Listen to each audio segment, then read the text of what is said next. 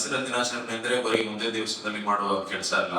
ನಮ್ಮ ಪ್ರತಿ ವರ್ಷ ಪ್ರತಿ ದಿನ ಮಾಡಬೇಕಾಗಿರೋ ಕೆಲಸ ಇದು. ಮೇಜರ್ಲಿ ನಮ್ದು ಏನ್ ಹೇಳ್ತೀವಿ, ಅವತ್ತು ಒಂದ್ ದಿವಸ ಒಂದು ಗಿಡ ನೆಟ್ಟು ಅದ್ರ ನೆಕ್ಸ್ಟ್ ಆಮೇಲೆ ನೆಕ್ಸ್ಟ್ ಇಯರ್ನೇ ನಾವು ಬರೋದು, ಆ ಗಿಡ ನೋಡೋದು, ಆ ತರ ಮಾಡೋದಿಲ್ಲ. ಸ್ವಲ್ಪ ಮೇಂಟೈನ್ ಮಾಡಬೇಕು. ದಿನ ನಾವು ಸ್ವಲ್ಪ ಎಲ್ಲ ಮಳೆ ಏನಿದೆಯೋ ಸ್ವಲ್ಪ ನಮ್ಮ ಮನೆ ಅಂಗಳದಲ್ಲಿ ಒಂದು ಗಿಡ ಯಾವಾಗ್ಲೂ ನಮ್ ಟೈಮ್ ಇರುವಾಗ ನಟ್ಟೋದು ಮಾತ್ರ ಅಲ್ಲ, ಅದನ್ನ ಪೋಷಣೆ ಮಾಡಬೇಕು. ಪೋಷಣೆಗೆ ಪ್ರಾಬ್ಲಮ್ ಈಗ. ಯಾಕಂದ್ರೆ ಕೆಲವೊಂದು ನಾವು ಗಿಡ ನೆಡ್ತೀವಿ, ಆಮೇಲೆ ನಾವು ಹಿಂತಿರುಗಿ ನೋಡೋದಿಲ್ಲ. ಪೋಷಣೆ ಮಾಡಿದ್ರೆ ಒಳ್ಳೇದು. ಪೋಷಣೆ ಮಾಡಿದ್ರೆ ಮಾತ್ರ 1 or 2 years ನಾವು ಅದು ಪೋಷಣೆ ಮಾಡಿದ್ರೆ ಆಮೇಲೆ ಅದು ತಂತಾಗಿ ಬಂದ್ಬಿಡುತ್ತೆ. ಸೊ ಅದೊಂದು ನಮ್ದು ಇಂಪಾರ್ಟೆಂಟ್ ಕೆಲಸ ಅಂತ ನಾವು ಸ್ವಲ್ಪ ತಿಳಿಸ್ಕೊಳ್ಬೇಕಾಗುತ್ತೆ.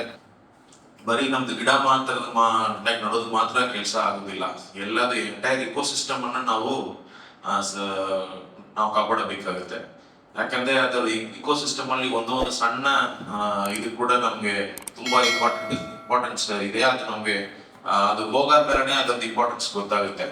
ಅದು ಇರೋ ತನಕ ಅದು ಇಂಪಾರ್ಟೆನ್ಸ್ ಗೊತ್ತಾಗೋದಿಲ್ಲ. ಉದಾಹರಣೆಗೆ ನಾವು ಈಗ ಮುಂಚಿನ ಹೇಳೋದಕ್ಕೆ ಈ ವರ್ಷ ಎಲ್ನಿನೋ ಅಂತ ನಾವು ಕರಿತಾ ಇದೀವಿ. ಸೊ ಎಲ್ನಿನೋದಿಂದ ಈಗ ನಮ್ಗೆ ಬರಬೇಕಾಗಿರೋ ವಾಡಿಕೆ ಮಳೆಯಿಂದ ಆಲ್ಮೋಸ್ಟ್ 60% ಡೆಫಿಸಿಟ್ ಅಂತ ಹೇಳ್ತಾರೆ. ಸೊ ಈ El Niño it is natural phenomena. But ಆದ್ರೂ ಈ ತರ ಸುಮಾರು ಚೇಂಜಸ್ ಆಗ್ತಾ ಇದೆ. ಯಾವ್ದು ನಾವು ಹೇಳ್ತೀವಿ ಕ್ಲೈಮೇಟ್ ಚೇಂಜ್ ಅಂತ ಹೇಳ್ತೀವಿ. ಸೊ ಕ್ಲೈಮೇಟ್ ಚೇಂಜ್ ಯಾಕೆ ಆಗ್ತಾ ಅಂತ ಹೇಳಿದ್ರೆ ನಮಗೆಲ್ಲ ಗೊತ್ತಿದೆ ಗ್ಲೋಬಲ್ ವಾರ್ಮಿಂಗ್ ಅಂತ. ಸೊ ಗ್ಲೋಬಲ್ ವಾರ್ಮಿಂಗ್ ಇರೋದ್ರಿಂದ ಈ ತರ ಕ್ಲೈಮೇಟ್ ಚೇಂಜ್ ಮತ್ತೆ ಇದೆಲ್ಲ ಬೇಗ ಆಗ್ತದೆ. ಅಂದ್ರೆ ಸುಮಾರು ಟೈಮ್ ಬಿಟ್ಟು ಆಗಬೇಕಾಗಿರೋದು ಬೇಗ ಆಗ್ತಾ ಇದೆ.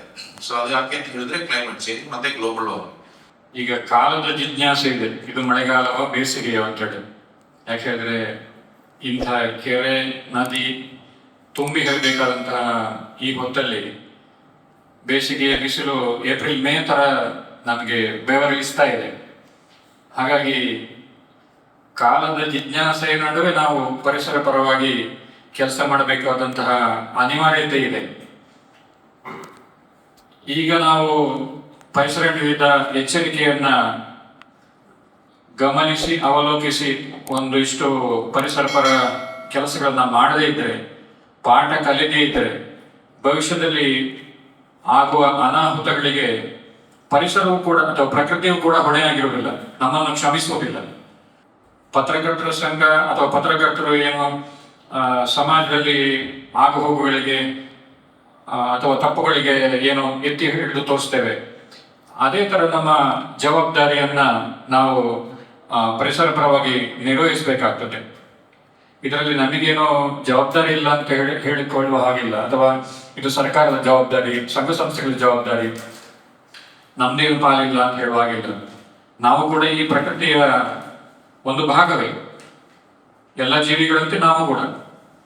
ಹಾಗಾಗಿ ಪರಿಸರ ಪರ ಕಾಳಜಿಯಿಂದ ನಾವು ಹೆಚ್ಚು ತೊಡಗಿದಾಗ ನಮ್ಮ ಭವಿಷ್ಯದ ಪೀಳಿಗೆಯೂ ಕೂಡ ಇದು ಹೆಚ್ಚು ಅನುಕೂಲಕರ ಆಗ್ತದೆ.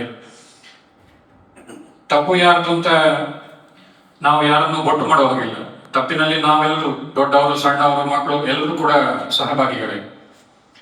ಹಾಗಾಗಿ ಈ ತಪ್ಪುಗಳನ್ನ ಅವರು ಮಾಡಿದ್ದಾರೆ, ಇವರು ಮಾಡಿದ್ದಾರೆ, ದೊಡ್ಡ ರಾಷ್ಟ್ರಗಳು ಮಾಡಿದ್ದಾರೆ, ಶ್ರೀಮಂತ ರಾಷ್ಟ್ರಗಳು ಮಾಡಿದ್ದಾರೆ ಅಂತ ಹೇಳಿ ನಾವು ಇನ್ನೊಬ್ಬರ ಬೊಟ್ಟು ಮಾಡುವ ಬದಲು ನಾವು ಒಂದಷ್ಟು ಪರಿಸರ ಪರವಾದ ಕೆಲಸವನ್ನ ಮಾಡೋಣ.